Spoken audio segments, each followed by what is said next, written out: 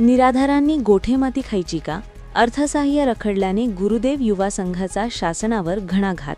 यवतमाळ जिल्ह्यातील दिव्यांग व निराधार नागरिकांना शासनाकडून मिळणारे अत्यल्प अर्थसहाय्य गेल्या महिनाभरापासून रखडल्याने त्यांच्या उदरनिर्वाहाचा गंभीर प्रश्न निर्माण झाला आहे.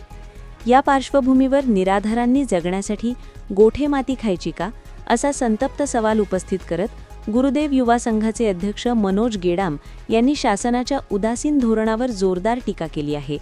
यवतमाळ शहरासह ग्रामीण भागातील अनेक तालुक्यांमध्ये अद्याप दिव्यांग व निराधारांच्या खात्यात मानधन जमा झालेले नाही. एकीकडे निवडणुका व राजकीय कार्यक्रमांवर कोट्यावधी रुपये खर्च केले जातात, मात्र समाजातील सर्वात दुर्बल घटकांना त्यांच्या हक्काच्या मदतीपासून वंचित ठेवले जाते. हे अत्यंत दुर्दैवी असल्याचे गेडाम यांनी नमूद केले.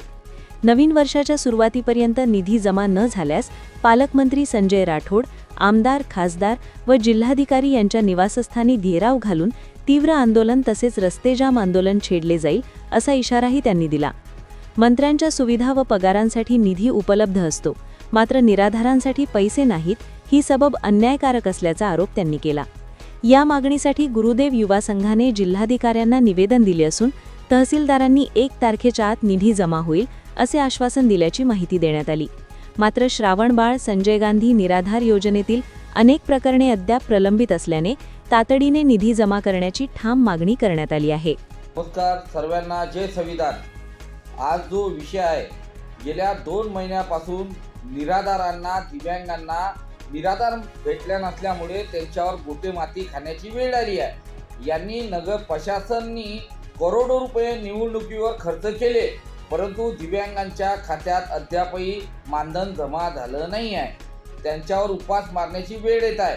आमदार, खासदार, पालकमंत्री, जिल्हा अधिकारी, सर्व कर्मचारी आणि उपयोजनेसाठी पैसा राहतो, परंतु हे जे यांचं उदरनिर्वाह या दिव्यांग बांधवाचं, निराधारांचं त्याच्यावरच आहे.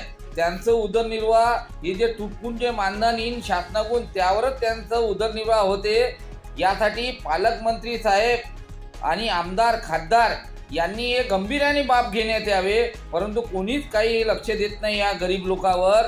तर त्यासाठी आम्ही 1 तारखेच्या